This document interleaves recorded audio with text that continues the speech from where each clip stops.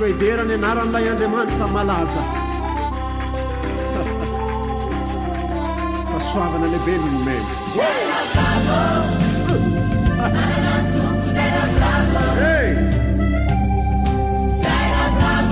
hoan'izay rehetra falifantahin'andriamanitra da ho anome voninahitra azy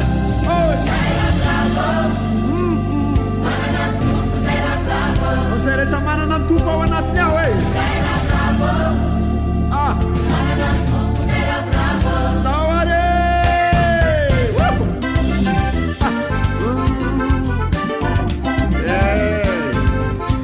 zay izy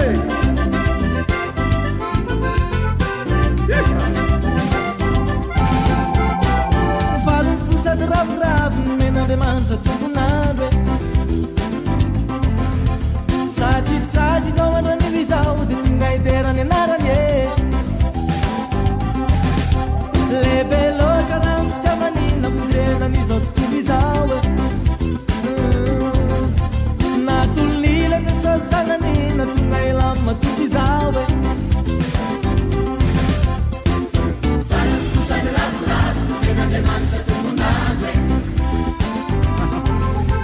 satritratry tao andran'ilizao de tonga iderany anarany lehibe loatra raha fitiavanina monjenan'izao tontolo izao natolonila jesosy sananina tonga ilamy matombo izao da ho iderazy azy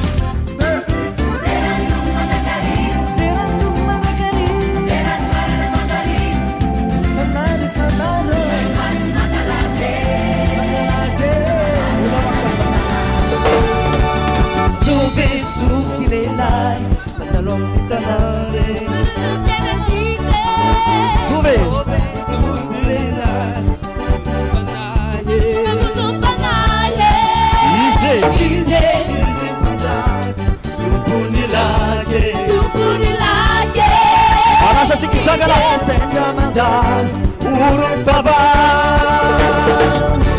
lele maye tumpuni ye kizingala lele malasa tumpuni ake matakana san lele mayesa san paluk na demanta bujika san satta pun